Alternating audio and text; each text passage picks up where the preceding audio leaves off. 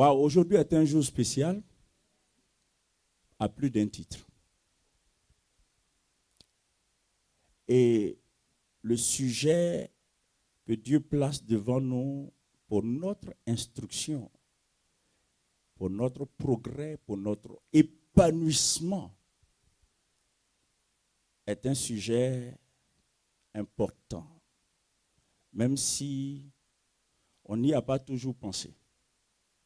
Ainsi, le thème d'aujourd'hui, c'est « Entre dans l'aujourd'hui de Dieu ». Je reprends parce que certaines personnes n'ont pas entendu. Parce que tu ne peux pas entendre ça et rester sans mot dire. J'étais en train de dire, ce matin, il va être question de « Entre dans l'aujourd'hui de Dieu ».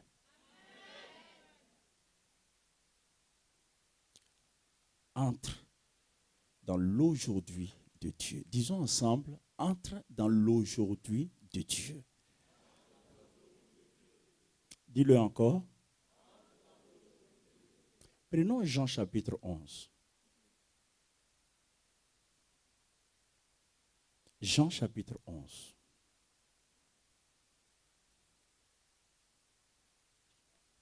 À partir du verset 18.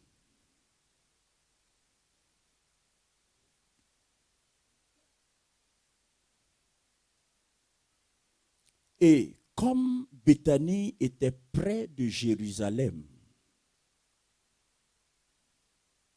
à 15 stades environ, beaucoup de Juifs étaient venus vers Marthe et Marie pour les consoler de la mort de leur frère.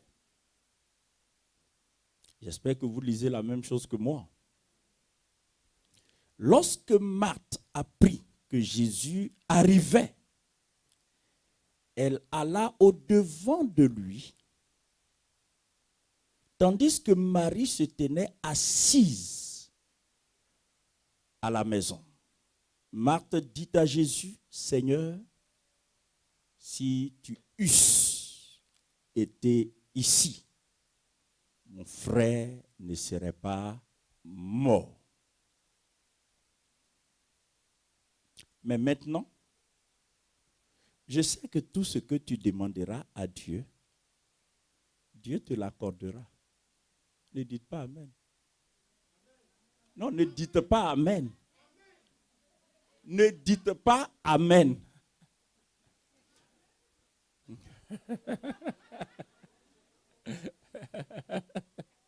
C'est pas grave. Pas grave. Je relis le verset, mais ne dites pas Amen. D'accord? Marthe dit à Jésus, « Seigneur, si tu eusses été ici, mon frère ne serait pas mort. Mais maintenant même, je sais que tout ce que tu demanderas à Dieu, Dieu te l'accordera. » C'est pas grave. C'est un réflexe. Jésus lui dit, « Ton frère ressuscitera. » Je sais, lui répondit Marthe, qu'il ressuscitera à la résurrection. Au dernier jour, Jésus lui dit, « Je suis la résurrection et la vie. » Vous pouvez dire Amen. Je voudrais m'arrêter là. Mes amis, nous avons beaucoup à apprendre de Dieu.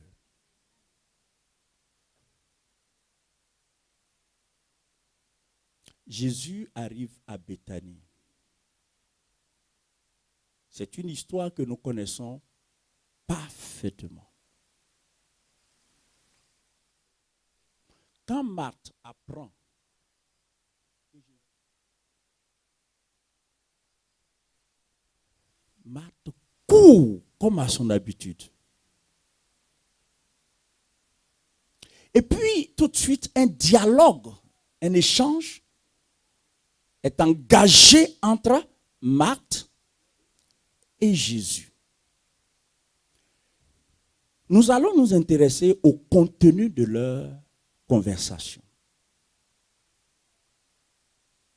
Et vous allez comprendre pourquoi tout à l'heure je vous disais de ne pas dire amen au propos de Marthe.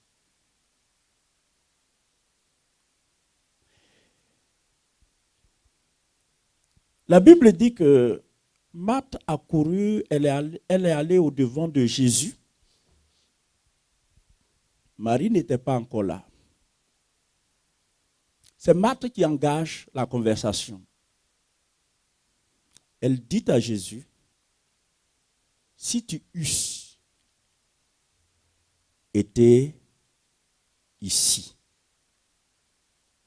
mon frère ne serait pas mort.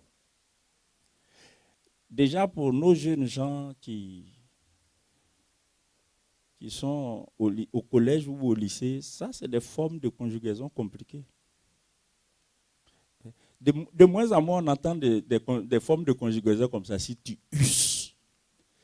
Ça fait un peu barbare, non? Mais ça fait partie du français. Si tu eusses été ici, mon frère ne serait pas mort. J'attire votre attention sur le fait que dans les propos de Marthe, il y a des indices de foi. Ce n'était pas une athée qui parlait. Ce n'était pas une incroyante qui parlait. Marthe avait une certaine foi. Remarquez ce qu'elle dit. Elle dit au Seigneur, je vais simplifier, elle dit au Seigneur, si tu avais été là, mon frère ne serait pas mort. Premièrement, Marthe croyait aux capacités de Jésus. Amen. Marthe était convaincue des aptitudes du Seigneur à guérir son frère, à empêcher la mort d'emporter son frère. Est-ce que vous suivez? Elle croyait. Elle était dans cette dimension de foi. C'est indiscutable.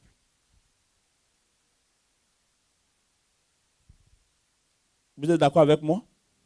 Elle était dans cette dimension de foi. C'est pourquoi il dit, si tu avais été là, seulement sa foi se limitait à ça. Malheureusement, en fait, la foi de Marthe n'avait pas cerné l'amplitude des capacités du Seigneur. Non. La foi de Marthe avait saisi certains aspects du Seigneur. Certains volets de ses capacités. Mais sa foi n'avait pas intégré qu'avec ce Seigneur, avec ce Dieu, avec Jésus, l'impossibilité n'existe pas. Elle n'avait pas intégré la dimension de l'impossibilité qui n'existe pas avec Jésus. Elle croyait, mais sa foi ne pouvait pas aller au-delà de certaines réalités. En d'autres termes, il y a des défis que sa foi ne pouvait pas relever.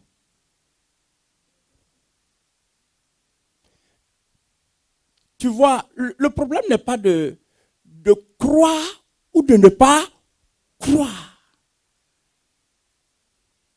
Seulement, il faut vérifier. Est-ce que les attentes que tu héberges en toi sont cernées par la dimension de ta foi? En d'autres termes, est-ce que le niveau de foi que tu as, la façon dont tu crois aujourd'hui te permet de relever le défi de ce à quoi tu es confronté?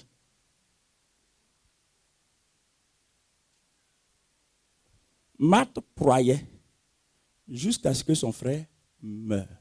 En fait, la mort de Lazare a entraîné la mort.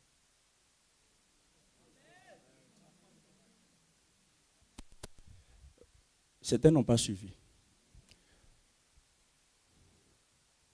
Au moment où Lazare était en train de rendre son dernier souffle, la foi de Marthe s'est essoufflée, s'est arrêtée là.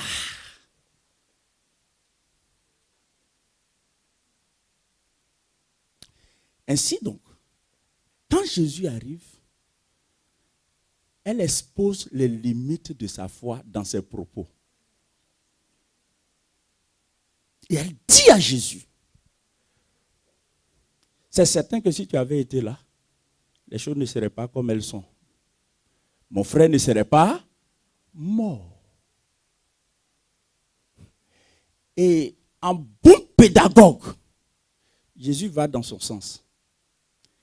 Regardez un peu ce que Jésus lui dit. Jésus lui dit, ton frère ressuscitera. Il n'a pas dit ton frère ressuscitera pour donner espoir à Marthe. Mais il lui a dit pour rester dans sa dimension et pour amener Marthe à réaliser quelque chose. Tout de suite après, qu'est-ce que Marthe dit? Oui, je sais qu'il le ressuscitera. Parce qu'il y a deux résurrections. Là, il y en a deux. C'est-à-dire, Jésus était venu pour ressusciter Lazare, pour que Lazare continue de vivre dans sa famille comme tout le monde. Mais la foi de Marthe, après que la mort ait mis un terme à son élan de foi, une autre foi a pris la place, la foi de l'au-delà. Je sais que mon frère va ressusciter. Donc, Jésus dit à Marthe, ton frère ressuscitera. Et puis il observe. Et tout de suite après, Marthe mort à la maison, à la part. Et Marthe dit à Jésus, oui, je sais. Oui, je sais. Tu sais, ce n'est pas tout ce que tu sais qui peut arranger ta foi.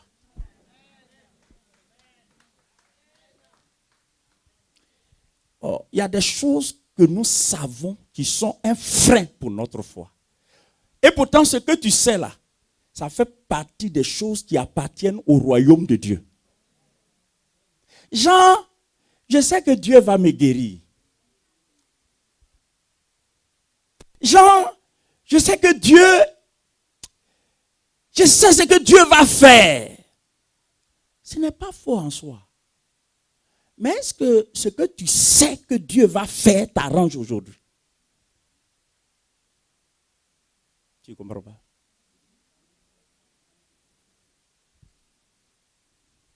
Est-ce que ce que tu sais que Dieu va faire, est-ce que ce que tu sais là, ça t'arrange aujourd'hui? Ça t'arrange quand tu penses à demain.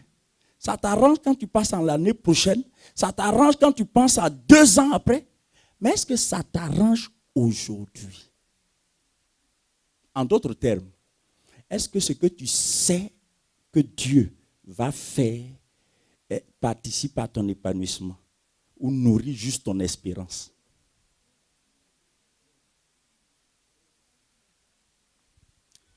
La foi de Marthe avait subi une mutation. Au départ, le Seigneur peut guérir. Mais après la mort, sa foi subit une mutation. Elle espère retrouver son frère dans l'au-delà. Ça, c'est une autre foi. Mais entre la foi à la guérison et la foi dans l'au-delà, il y a un vide. C'est un peu comme quelqu'un qui a poursuivi un exaucement, recherché un exaucement pendant un bon moment, et puis l'exaucement lui a échappé, comme un oiseau, lui a échappé, et à force de se voir sans exaucement, met fin à cette foi, à cette attitude, et commence à espérer autre chose. Vous suivez? C'est-à-dire commence à espérer autre chose. Il y a un danger. Il y a un danger. Le danger, c'est que tu ne crois plus de la même façon. Amen. Je suis là ce matin. Dieu veut nous faire entrer dans un principe vital. Voyez, Marthe disait, je sais. Il y avait une autre femme, à un autre moment, qui disait en elle-même, je sais que si je le touche, je serai guéri. Cette femme, elle avait recherché la guérison ici et là. La guérison lui a échappé année après année. Cela a duré 12 ans. Mais les 12 ans de sécheresse, les 12 ans de souffrance n'ont pas pu entamer la foi de cette femme. Et la foi de cette femme est différente de la foi de Marthe. La foi de Marthe était une foi qui se conjuguait en fonction des circonstances. C'était une foi qui était dynamique dans un temps et qui après perd de son dynamisme. La femme qui perdait du sang pendant 12 ans, elle est restée dans le dynamisme de sa foi. Sa foi est restée tonique. Sa foi est restée consistante. Sa foi est restée vivante. Et cependant, les années passaient sans qu'elle touche du doigt ce qu'elle attendait de Dieu, ce qu'elle recherchait. Elle ne touchait pas ça du doigt. Mais sa foi était vitale. Sa foi était solide. Au point que quand elle a appris que Jésus était en train de passer, elle dit, lui seulement là, je sais que si je le touche, je serai guéri. Vous avez lu dans la Bible qu'il y avait une famine terrible en Israël. Et le prophète Élisée a prophétisé. Il a dit ceci, demain, à 7 heures, il y aura à manger. Le serviteur, l'officier du roi, a pris la parole et il a dit ceci. Même si Dieu ouvre des fenêtres au ciel, de telles choses, on va lire le texte. Hein? On va lire le texte. C'est 2 Rois chapitre 7.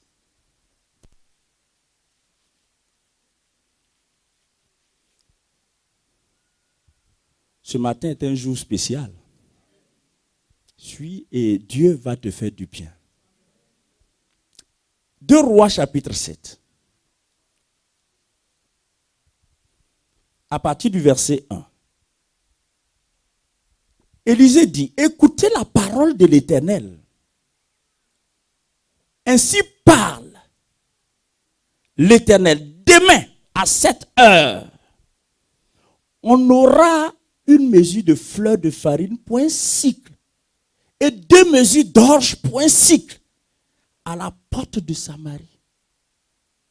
L'officier sur la main duquel s'appuyait le roi répondit à l'homme de Dieu. Quand l'Éternel ferait des fenêtres au ciel, pareille chose arriverait-elle. Suivez-moi. l'Éternel ferait, quand l'Éternel ouvrirait des fenêtres au ciel, il faut considérer les propos de cet homme. Premièrement, ce n'était pas un incroyant. Il croyait que Dieu pouvait. S'il vous plaît. Il croyait quoi? Non, mais si vous êtes là, soyez là. Il croyait quoi? Il croyait que Dieu pouvait ouvrir des fenêtres. Mais cette foi, cette disposition de foi ne lui était pas utile. En fait, ça ne lui servait à rien, mais vraiment à rien. C'est ainsi que dans la maison de Dieu, plusieurs transportent avec eux une certaine foi, mais qui ne résout rien dans leur vie. Et c'est une dimension de foi inqualifiable, quoi. Comment on va qualifier ta foi là? Attends. Il y a un homme de Dieu qui prophétise, qui dit demain. Il ne dit pas dans 15 ans. Il dit demain. Entre aujourd'hui et demain, ça met combien de temps? Il dit demain. Il y aura une fleur de farine, etc., mais à bas coût. Dis Amen. N'est-ce pas? Tu entends ça, dis Amen. Et puis, tu dis, demain n'est pas loin. J'attends demain. L'officier du roi dit, pour ne pas tordre ses propos, il dit, quand l'Éternel ferait des fenêtres au ciel, il sait que Dieu peut faire des fenêtres. Il sait que Dieu peut ouvrir des fenêtres. Il a certainement appris qu'il y a des écluses au ciel. Il dit ferait. Il croit. Il croit en la réalité du ciel. Il croit aux dispositions du ciel. Il sait que le ciel peut libérer des bénédictions, mais il est dans ferait. Il est dans ferait. Et puis il dit, pareille chose ne peut pas arriver. Je ne sais pas. Qu'est-ce que ta foi circonscrit? Je ne sais pas, ta foi englobe quoi par rapport à tes besoins? Ta foi englobe quoi par rapport à tes besoins? Paul et Silas s'étaient retrouvés à Lystre. La Bible dit que Paul et Silas, Paul prêchait.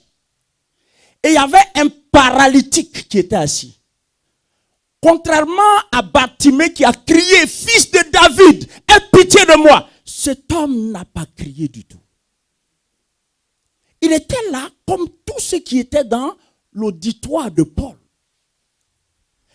Et il écoutait la prédication de Paul. Et la Bible dit, Paul voyant qu'il avait la foi pour être guéri.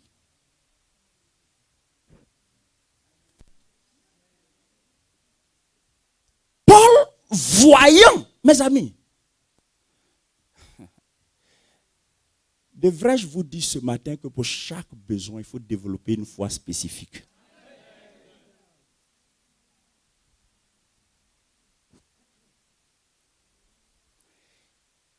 Il y a des besoins que ta foi actuelle là peut relever. Mais quand tu as fini avec ça, tu vas être confronté à d'autres types de besoins. Et tu vas réaliser que la foi que tu avais, qui t'a permis de relever le défi d'hier, elle n'est pas suffisante. Elle n'est pas à la hauteur de ce nouveau défi. Et que par conséquent, pour ce nouveau défi, il faut une nouvelle dimension de foi. Quelqu'un m'entend? Le drame, c'est quoi? C'est qu'il y en a qui vivent toute leur vie chrétienne avec la même dimension de foi.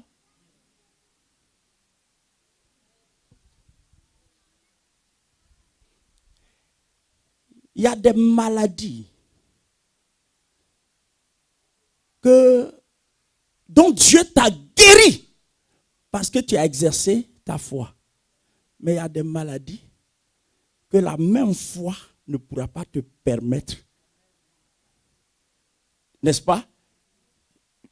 La même foi ne pourra pas t'introduire dans la délivrance parce que ces maladies-là sont d'une autre nature, sont un peu complexes. Et donc, il faut développer une foi qui leur corresponde.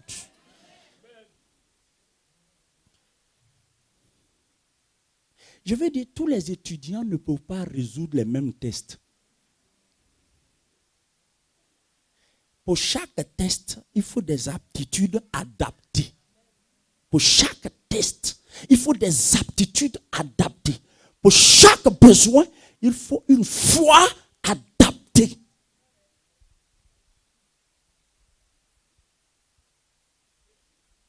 Marthe avait la foi, mais pas la foi de la résurrection. Non, elle avait la foi de la résurrection après. Mais pas la foi de la... My God! Pas la foi de la résurrection maintenant. Oh, vous ne comprenez pas. Parce que si vous comprenez, je ne comprends pas. Alors, ce que je vois le spectacle. J'ai dit, Marthe avait la foi. Non, s'il vous plaît, ne dites pas à Marthe qu'elle n'a pas la foi. Hein. Elle avait la foi. Mais sauf que sa foi ne lui permettait pas de relever le défi de la mort. Elle ne pouvait pas. Elle ne pouvait pas. Elle était dans une dimension de foi trop en deçà du défi qui était en face d'elle. Si quelqu'un comprend cela, la personne est en train de se dire, je suis face à un défi. Quel genre de foi dois-je développer par rapport à ça?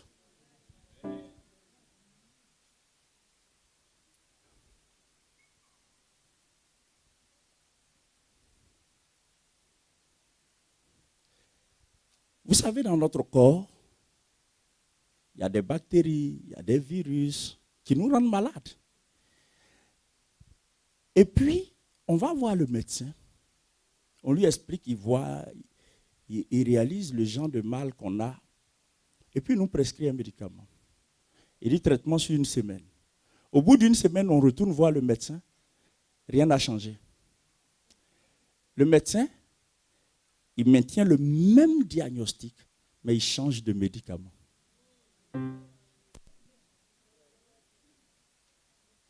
Pourquoi?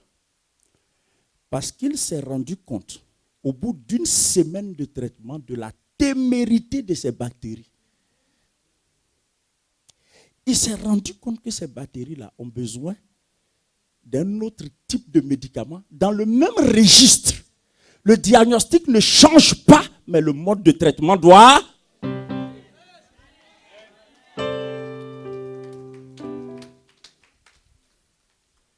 Est-ce que vous suivez? Le besoin ne change pas, mais mon attitude de foi face à ce besoin doit...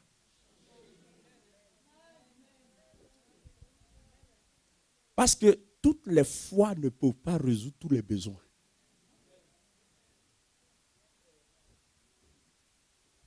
Tu ne peux pas naviguer, marcher avec Dieu, vivre ta vie chrétienne avec la même foi. Et puis, c'est toujours ça, quoi. Il y a 2 ans, c'était la même foi. Aujourd'hui, c'est la même foi, tranquille, non. Ce n'est pas grave. Mais le fait est quoi? Il y a la foi générale. Et puis, il y a la foi spécifique. Je suis confronté à une situation. Il faut que je développe une attitude de foi qui correspond à la nature de la situation et qui est à la hauteur, qui a les ailes nécessaires pour défier cette situation. Et cette foi-là, je dois la cultiver, je dois la développer en faisant un certain nombre de choses. Alors, Paul observe pendant qu'il prêche, comme je suis en train de prêcher. Paul observe. Il observe son auditoire. Et puis, Dieu faisant, ses regards vont sur le paralytique qui était assis. Et comme je le disais, le paralytique n'a fait aucune prière. Il n'a formulé aucune doléance. Il n'a pas levé la main pour dire, Paul, s'il te plaît, Paul. Non. Rien de tout cela. Paul avait le discernement. Paul regarde et c'est Paul qui va vers lui. Et regardez la scène. Paul observe que le paralytique avait la foi pour être guéri. Pas la foi pour autre chose, mais la foi taillée sur mesure pour le besoin auquel il était confronté. Quelqu'un me dit, foi taillée sur mesure. Il n'y a rien qui convienne que quand tu vas voir un couturier, tu fais une couture sur mesure. Ça convient, ça tombe juste. Tu n'as pas de retouche à faire. Ça tombe.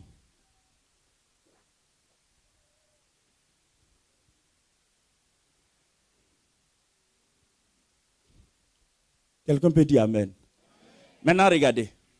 Quand Marthe dit à Jésus, je sais que mon frère ressuscitera. Regardez ce que Jésus dit à Marthe. Il dit, je suis. Acclamons le Seigneur.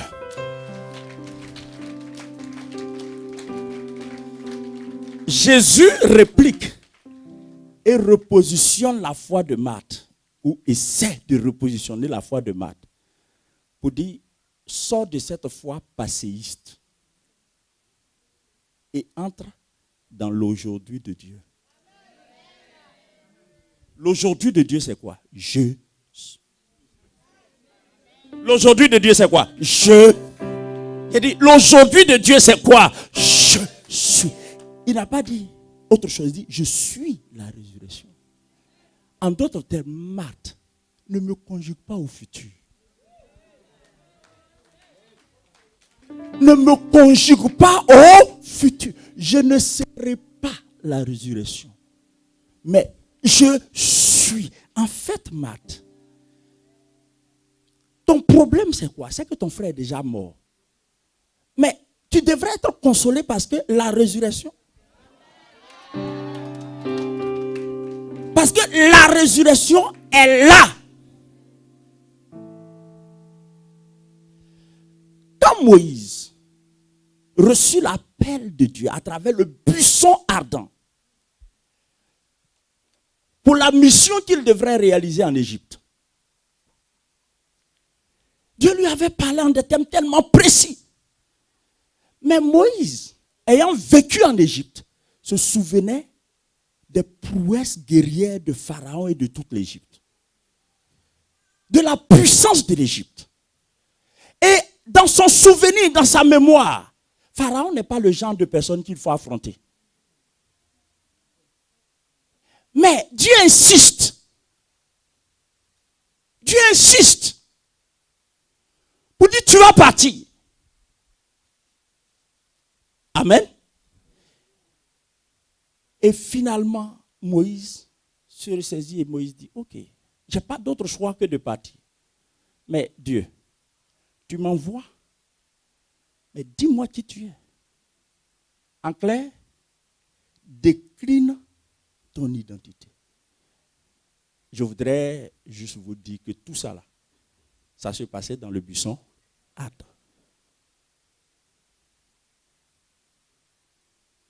L'échange là avait lieu dans le buisson ardent. Moïse dit à Dieu, décline ton identité. Dans la conscience de Moïse, en demandant le nom de Dieu, il ne demandait pas juste comment il s'appelle, mais il voulait se renseigner des capacités de Dieu.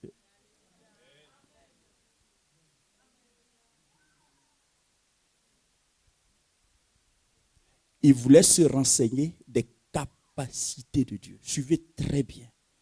Est-ce que quelqu'un me suit? Je suis en train de dire que Moïse ne demandait pas juste le nom.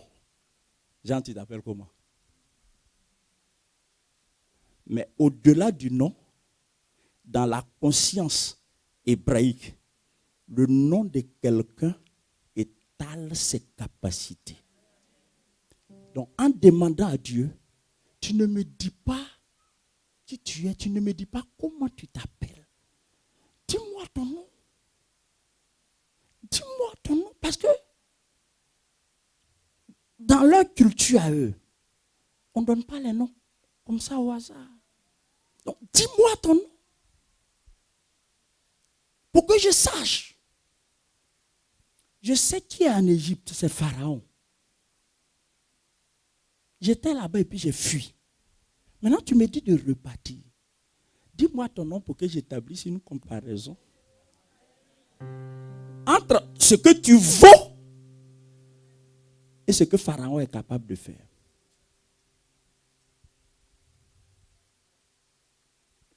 Et Dieu dit ceci à Moïse.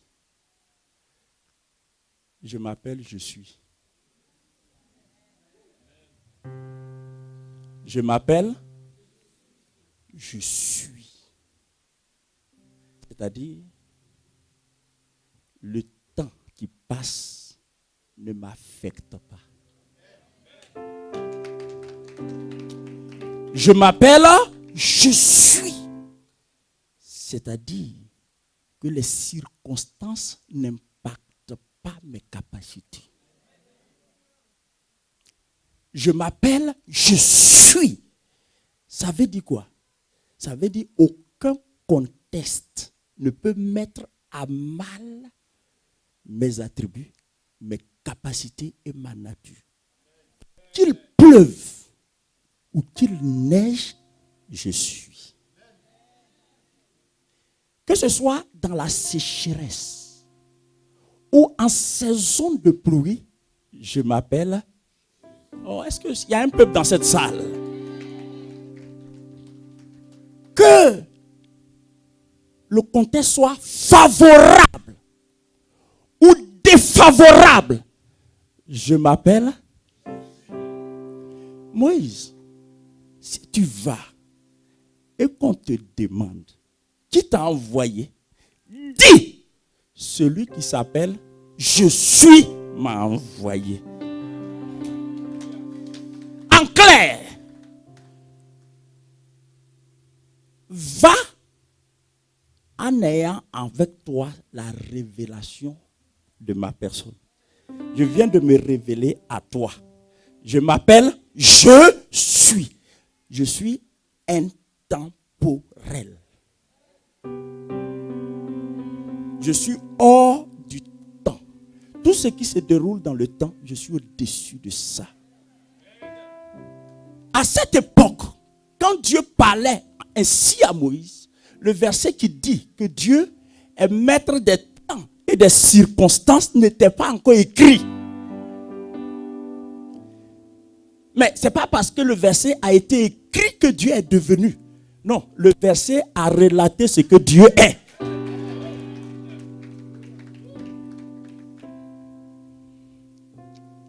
C'est ce que j'appelle le aujourd'hui de Dieu. Tu sais, ta foi ne t'amènera nulle part si ta foi ne se saisit pas de l'aujourd'hui de Dieu.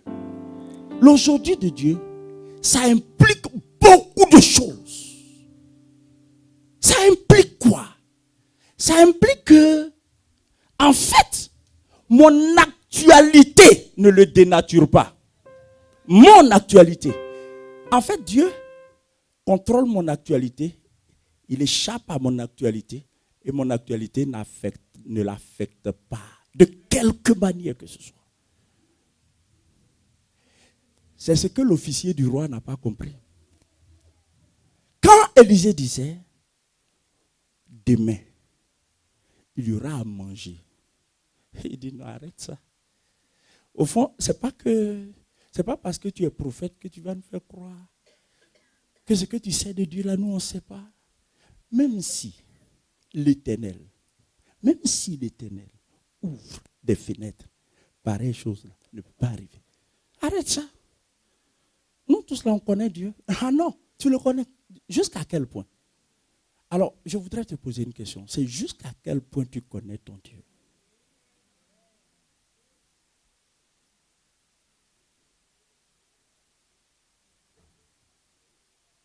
Jusqu'à quel point tu connais ton Dieu? Tu sais, la manifestation de la gloire est déterminée par ton attitude aujourd'hui. Ton attitude aujourd'hui. Dieu refuse d'être conjugué au passé. Dieu refuse qu'on parle de lui en des termes du genre autrefois Dieu faisait ça.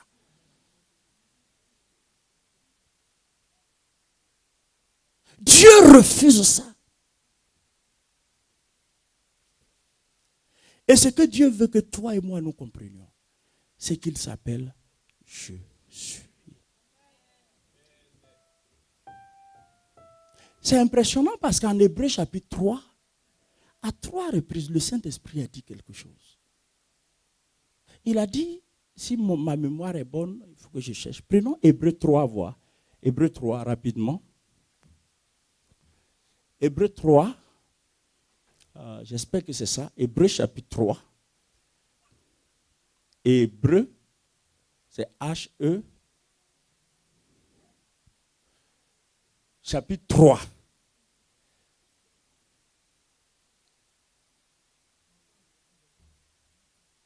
Mais Hébreu chapitre 3, verset 7.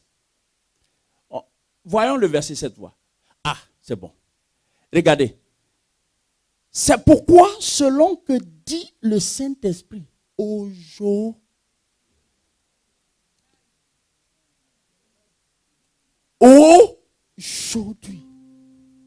si vous entendez sa voix, aujourd'hui. Prenons le verset 13, voix aussi.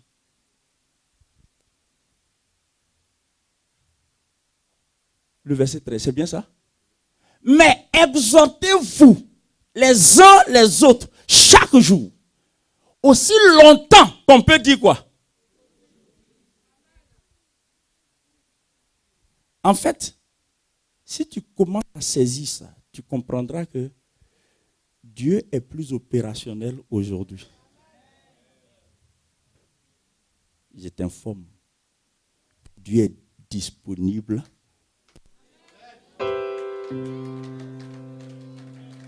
Je t'informe que Dieu est disponible. Vous savez ce qui arrive entre nous?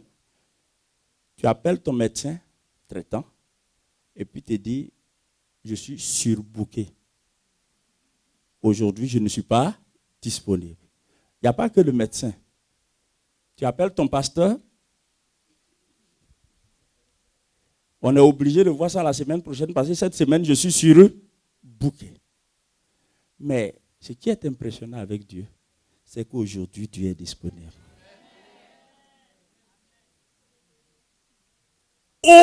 Aujourd'hui, j'appelle ça le maintenant de Dieu.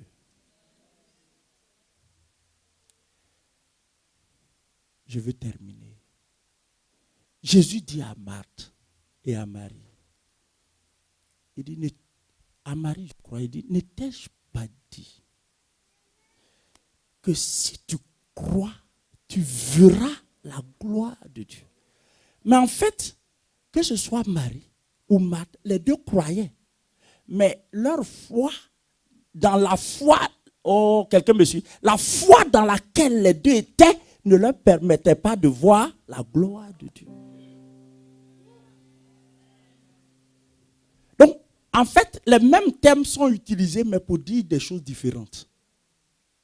C'est croire, mais pas la même dimension. C'est foi, mais pas la même dimension. Il y a une foi qui peut te permettre d'avoir de l'espérance. Il y a une foi qui peut te consoler, mais elle ne va pas activer la gloire de Dieu. La gloire de Dieu, c'est à quel moment tu vas la voir? C'est quand le témoignage prend place. Tu dis, j'ai vu la gloire de Dieu.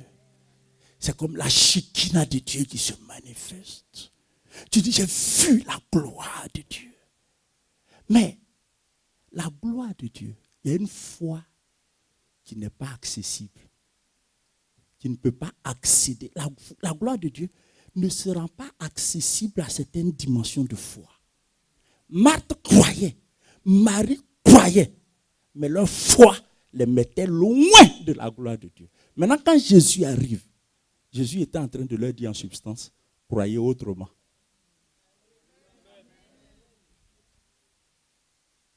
Croyez autrement. Ce matin, juste ceci. si tu peux juste accepter d'inculquer une mutation à ta foi. C'est-à-dire, si tu peux accepter de croire autrement. C'est juste un petit pas à faire.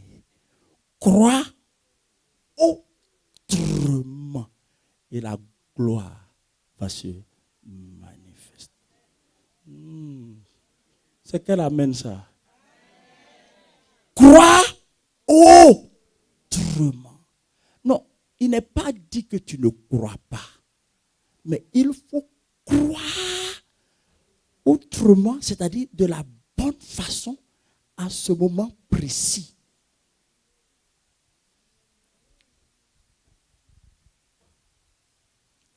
Je vais partager un secret avec vous. Quand je dois aller prêcher, quelque part, ici ou ailleurs, la première fois où j'ai été invité à Brazzaville, le bishop, mon ami qui m'a fait le plaisir et le privilège de m'inviter, au téléphone, il m'a dit, mais tu opères dans quelle dimension? C'est des questions courantes, hein? Pour savoir quel genre de programme on peut faire avec toi. Et je lui ai dit, j'opère dans toutes les dimensions que le Saint-Esprit rend possible. Dites-moi juste ce que vous voulez. Vous voulez un programme de délivrance? Vous voulez un programme d'enseignement? Vous voulez un programme? Quel genre de programme? Dites-moi le programme et je viens avec cette onction.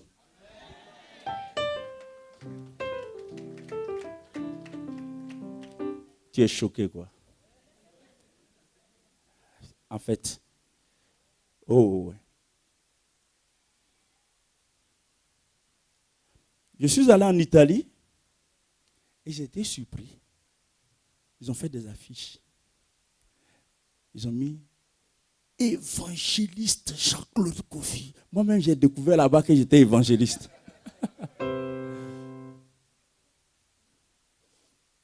J'ai fait des programmes ici avec nos frères des Assemblées de Dieu. Ici.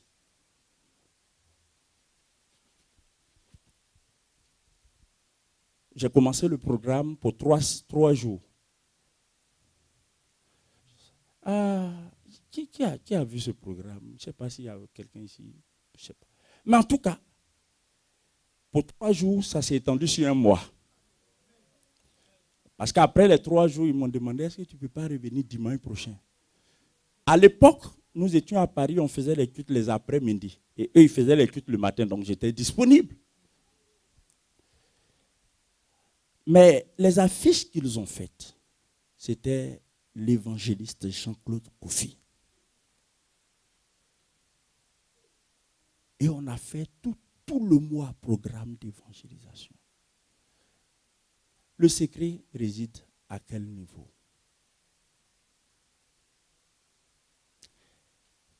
Il faut réadapter sa foi.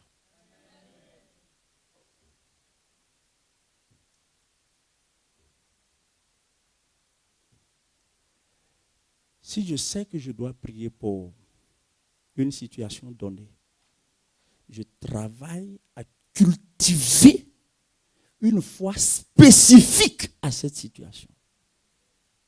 Comment je travaille à ça? Je vais lire des livres qui traitent de témoignages de personnes qui ont été confrontées à ce genre de situation et qui en sont sortis victorieux. Je ne sais pas si vous suivez. Pourquoi? Parce que la foi, j'ajouterai, la foi spécifique aussi, vient de ce qu'on entend. Et ce qu'on entend vient de la parole de Dieu. Écoute très bien. Tu es malade. Tu veux que Dieu intervienne miraculeusement pour te guérir. Et tu lis des livres qui parlent de ce que les miracles ne se font plus. C'est un exemple que je donne. C'est-à-dire tu lis des livres où les auteurs ne croient pas au miracle aujourd'hui. Ce sont ces livres-là que tu lis. Crois-moi. Tu n'auras même pas le courage de prier pour la guérison. Tu sais ce que tu vas faire? Tu auras la foi. Mais la foi qui va permettre à Dieu de te consoler. La foi compassionnelle. C'est-à-dire la foi qui va... ça va aller. Ça va aller. Dieu est fidèle. Dieu est fidèle, ça va. Que tu as besoin, tu n'as pas besoin d'un Lazare qui est dans l'au-delà. Et tu espères, tu vas le retrouver là-bas. Et comme tu vas le retrouver là-bas, ça te console. C'est pas de ça que tu as besoin. Nous sommes aujourd'hui en 6 mai 2018 et entre dans l'aujourd'hui de Dieu et la gloire de Dieu va se manifester. Entre dans l'aujourd'hui de Dieu. Vous savez, mes amis, Dieu nous attend, mais à un point qu'on n'imagine pas. Dieu, il nous attend à un point qu'on n'imagine pas. Il attend juste qu'on se repositionne par rapport à la foi. Juste un repositionnement. Ce matin, je voudrais t'inviter à te repositionner. Tous les besoins ne sont pas traités de la même façon. J'ai du mal à comprendre vos amens. Ou c'est moi qui ai un problème, ou le problème c'est vous. Apparemment le message, vous ne comprenez pas. Écoute, toutes les fois ne résolvent pas tous les besoins.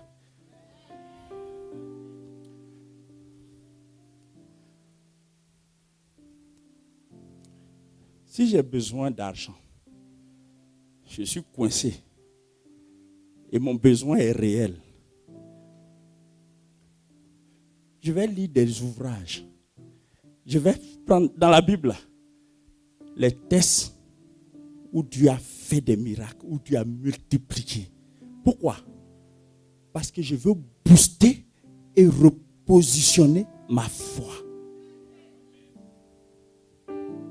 Je veux repositionner ma foi. La foi, ça s'éduque. La foi, c'est comme un enfant, ça s'éduque. Tu sais, tu peux avoir envie de soulever certaines choses pour montrer ta bravoure. Mais si tu ne t'y es pas exercé avant, tu vas avoir un craquage. La foi, ce n'est pas juste l'acquiescement intellectuel. Pour dire, ah, ça, je sais que Dieu peut faire. Ça, je sais que c'est vrai. Donc, vous voyez, je donne mon assentiment au fait que Dieu peut faire. Ça ne résout rien. Ce n'est pas un assentiment intellectuel. Ce n'est pas le consentement intellectuel. Non. C'est un repositionnement par rapport à ce que Dieu est. Ce qu'il est capable de faire et ce qu'il dit qu'il peut faire.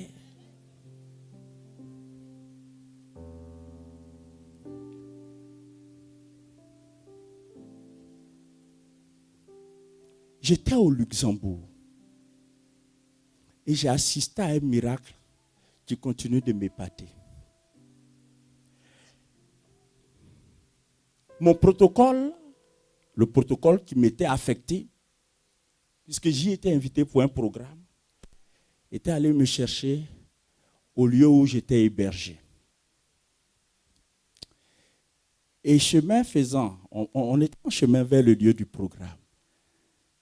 Et le frère s'est arrêté en bas d'un immeuble parce qu'il connaissait des frères qui habitaient là, une famille qui habitait là. Et la maman, par coïncidence, mais il n'y a pas de coïncidence avec Dieu, la maman était en train de faire quelque chose, elle avait ouvert une des fenêtres de l'appartement. Et le frère l'a vu. Le frère a dit, mais à tout à l'heure, il dit, non, je ne peux pas venir.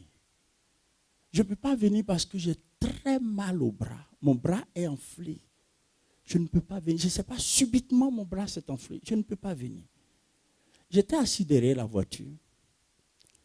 Et j'ai dit au frère, dis à la maman de descendre. Il faut lui dire de descendre. Et il a appelé la maman, dit, ah, il y a le pasteur qui veut que tu descendes. Elle est descendue, viens. Et j'ai dit, maman, fais un effort, attrape juste mon bras. Attrape mon bras. Et dès qu'elle a attrapé, j'ai dit, maman, tu es guérie, il faut partir. Et puis on se retrouve au culte. Quand elle montait, le bras s'est désenflé.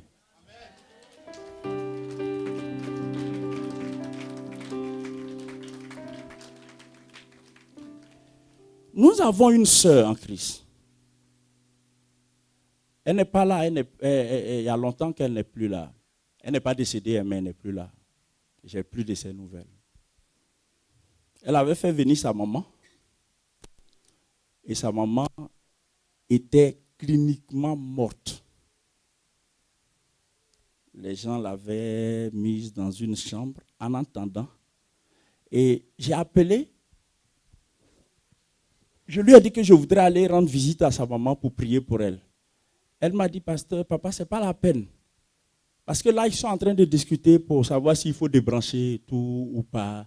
Et tout ça. J'ai dit, mais ce n'est pas bien grave. Je vais partir. Donc, elle appelle pour dire, ah, il y a mon pasteur qui arrive et tout ça là. Et je vais. La maman, elle a rendu témoignage. Et donc, je vais. Et quand j'entre dans la chambre, elle était seule dans sa chambre. Mais avec des appareils que je n'ai jamais vus. Branchés de partout, quoi. Et puis, tout naturellement, je me mets dans la position pour prier pour elle. Et puis j'entends la voix du Saint-Esprit me dire, ne prie pas pour elle. Ce n'est pas la prière ordinaire qu'il faut. Maintenant, ce que je te demande de faire, fais le tour de son lit. Et pendant que tu fais le tour de son lit, appelle son âme du séjour des morts. Parce que son âme est déjà partie. Appelle-la. Appelle-la. Appelle-la. Parle à son esprit. Dis à son esprit de revenir. Dis à son... Parle. Fais le tour.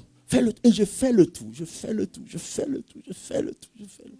Puis la main, tiens, elle était là.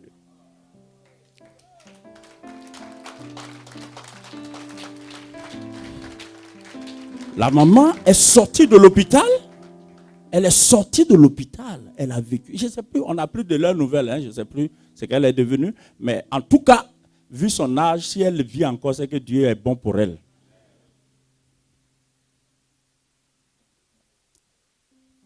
En fait, Dieu ne change pas. J'étais en train de dire quoi? Ton besoin qui est devant toi, il ne change pas s'il n'est pas résolu. La personne qui doit changer, c'est ta foi.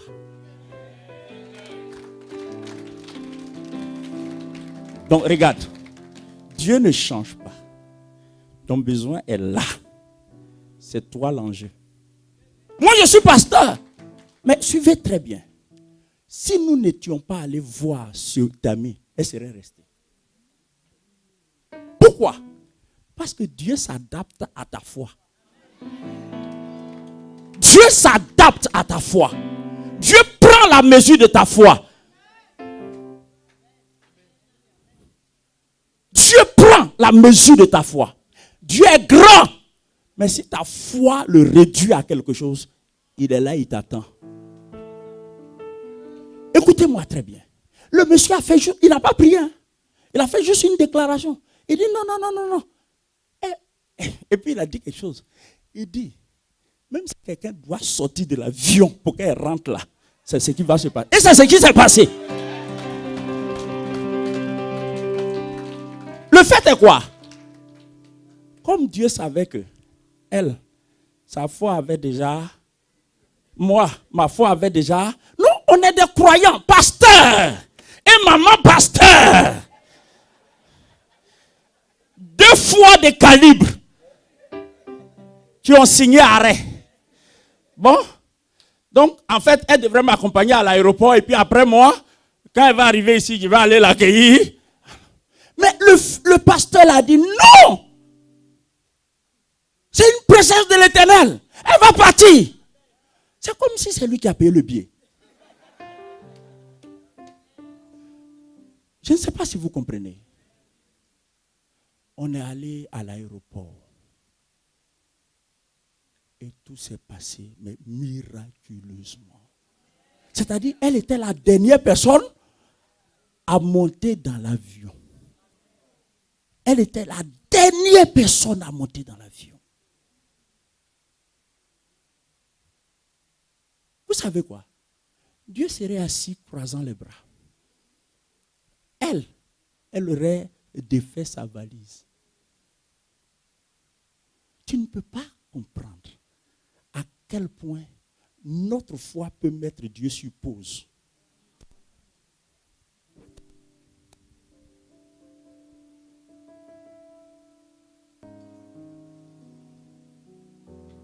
Tu vas te tenir debout.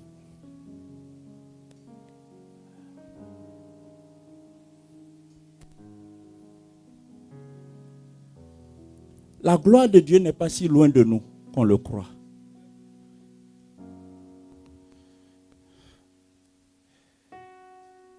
Je peux me permettre de vous donner la distance à laquelle se situe la gloire de Dieu de nous.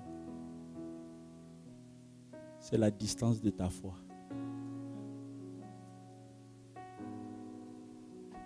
C'est la distance de ta foi. Là où ta foi peut arriver, là, c'est là que se trouve la gloire de Dieu pour toi.